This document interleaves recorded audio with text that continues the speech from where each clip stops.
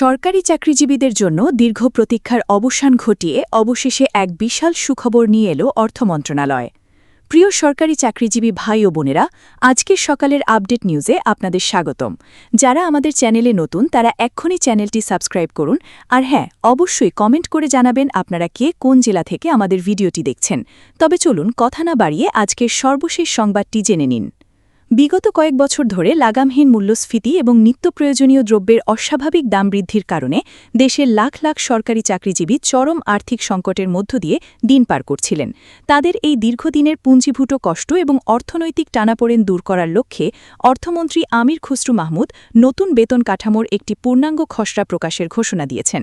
শুধু ঘোষণা দিয়েই তিনি ক্ষান্ত হননি, বরং আগামী ২ জুনের আগেই এই নতুন পে স্কেল বা বেতন কাঠামো চূড়ান্তভাবে বাস্তবায়নের একটি দৃঢ় প্রতিশ্রুতিও প্রদান করেছেন। আজকের এই বিশেষ এবং অত্যন্ত গুরুত্বপূর্ণ প্রতিবেদনে সরকারি চাকরিজীবী, অবসরে যাওয়া প্রবীণ কর্মকর্তা ও কর্মচারী এবং দীর্ঘদিন ধরে পে স্কেলের অপেক্ষায় থাকা সকল স্তরের মানুষের জন্য রয়েছে বেশ কিছু বড় এবং চমকপ্রদ আপডেট, যা তাদের জীবনে নতুন আশার আলো সঞ্চার করবে। রাজধানী ঢাকার প্রশাসনিক কেন্দ্রবিন্দু হিসেবে পরিচিত অত্যন্ত গুরুত্বপূর্ণ একটি কার্যালয়ে আজ একটি রুদ্ধদ্বার বৈঠক অনুষ্ঠিত হয়। টানা ৩ ঘণ্টা ধরে চলা এই ম্যারাথন এবং অত্যন্ত তাৎপর্যপূর্ণ বৈঠক শেষে অর্থমন্ত্রী আমির খুসরু মাহমুদ পে স্কেল এবং নতুন বেতন কাঠামোর অগ্রগতি নিয়ে সাংবাদিকদের সামনে গুরুত্বপূর্ণ বেশ কিছু ঘোষণা তুলে ধরেন। বৈঠক সূত্রে নিশ্চিতভাবে জানা গেছে যে দীর্ঘদিনের যাচাই বাছাই এবং চুলচেরা বিশ্লেষণের পর অবশেষে চূড়ান্ত পর্যায়ে পৌঁছে গেছে নতুন এই বেতন কাঠামোর খসড়া প্রণয়নের কাজ। শুধু তাই নয়, আগামী ২ জুনের মধ্যেই এটি কিভাবে বাস্তবায়ন করা হবে তার একটি সুস্পষ্ট এবং বিশদ রোডম্যাপ প্রকাশ হতে পারে বলেও সরকারের উচ্চ পর্যায় থেকে জোরালো ইঙ্গিত দেওয়া হয়েছে। আজকের এই অত্যন্ত গুরুত্বপূর্ণ হাই প্রোফাইল বৈঠকে উপস্থিত ছিলেন সরকারের বিভিন্ন মন্ত্রণালয়ের শীর্ষস্থানীয় সচিববৃন্দ, অর্থ বিভাগের জ্যেষ্ঠ ও বিশেষজ্ঞ কর্মকর্তাগণ এবং জাতীয় বাজেট প্রণয়নের সাথে সরাসরি সংশ্লিষ্ট সম্মানিত উপদেষ্টামণ্ডলী। বৈঠকের একেবারে শুরু থেকেই উপস্থিত সকলের মূল আলোচনার কেন্দ্রবিন্দুতে ছিল সরকারি কর্মচারীদের মধ্যে দীর্ঘদিন ধরে বিরাজমান চরম বেতন বৈষম্য কিভাবে যৌক্তিকভাবে দূর করা যায়। নির্ভরযোগ্য সূত্র থেকে জানা গেছে যে প্রশাসনে কর্মরত বিভিন্ন গ্রেডের কর্মচারীদের বর্তমান আর্থিক সক্ষমতা, বাজারে নিত্য প্রয়োজনীয় দ্রব্যের আকাশচুম্বী দাম বৃদ্ধি এবং সামগ্রিক জীবনযাত্রার ব্যয় বৃদ্ধির মতো অত্যন্ত স্পর্শকাতর বিষয়গুলো গভীরভাবে বিবেচনায় এনে এই নতুন কাঠামোর প্রস্তাবটি সতর্কতার সাথে তৈরি করা হয়েছে। বৈঠকে উপস্থিত প্রত্যেক মন্ত্রণালয়ের সচিব অত্যন্ত গুরুত্বের সাথে তাদের নিজ নিজ দপ্তরের কর্মচারীদের অভাব অভিযোগ এবং তাদের ব্যক্তিগত পর্যবেক্ষণ অর্থমন্ত্রীর সামনে বিস্তারিতভাবে তুলে ধরেন। এর ফলে একটি অত্যন্ত বাস্তবসম্মত, যুগোপযোগী এবং কার্যকর বেতন কাঠামো তৈরির পথ আগের চেয়ে অনেক বেশি পরিষ্কার এবং সুগম হয়েছে বলে মনে করছেন সংশ্লিষ্টরা।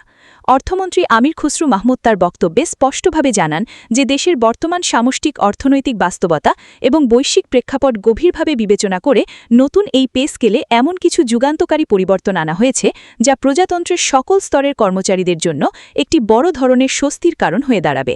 বিশেষ করে প্রশাসনের নিচের দিকের বা নিম্ন গ্রেডের কর্মচারীদের জন্য মূল বেতন বা বেসিক বেতনে একটি অভাবনীয় এবং উল্লেখযোগ্য পরিমাণ বৃদ্ধি রাখার জোর সুপারিশ করা হয়েছে এই খসড়ায়।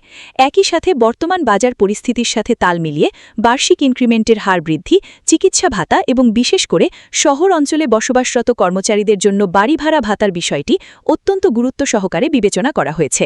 অর্থমন্ত্রী অত্যন্ত আবেগঘন কণ্ঠে বলেন যে সরকার আন্তরিকভাবে চায় যে রাষ্ট্রের সেবা করা প্রতিটি কর্মচারী যেন তাদের পরিবার পরিজন নিয়ে একটি অত্যন্ত মর্যাদাপূর্ণ এবং দুশ্চিন্তামুক্ত জীবন যাপন করতে পারেন।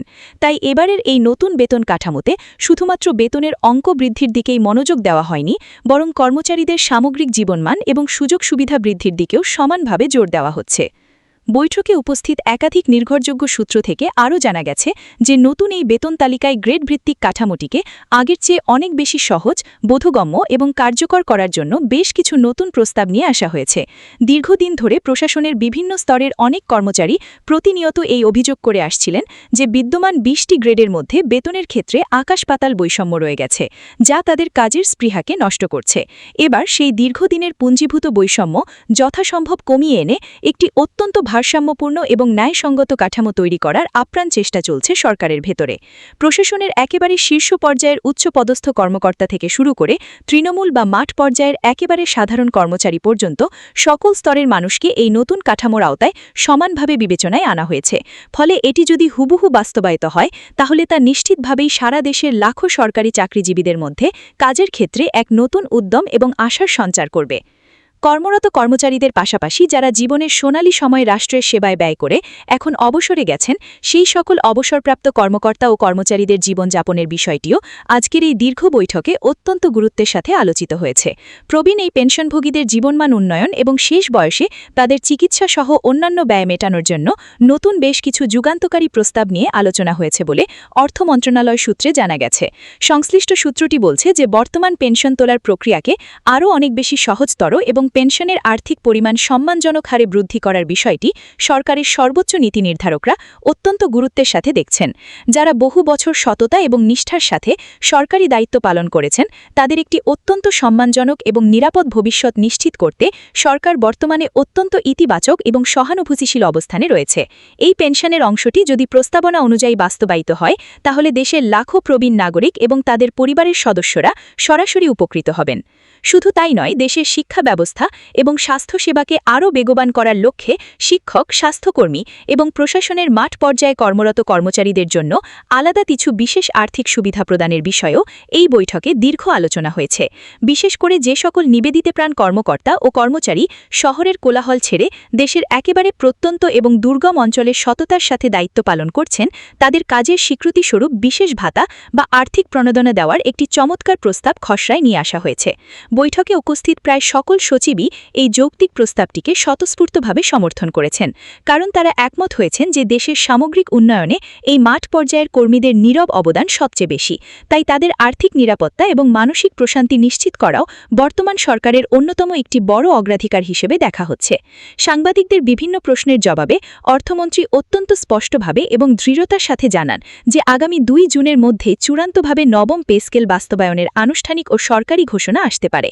তবে এর আগে সরকারের বিভিন্ন সংশ্লিষ্ট মন্ত্রণালয়গুলোকে এই খসড়ার ওপর তাদের শেষ পর্যায়ের যাচাই বাছাই দ্রুততম সময়ের মধ্যে সম্পন্ন করার জন্য কড়া নির্দেশনা দেওয়া হয়েছে।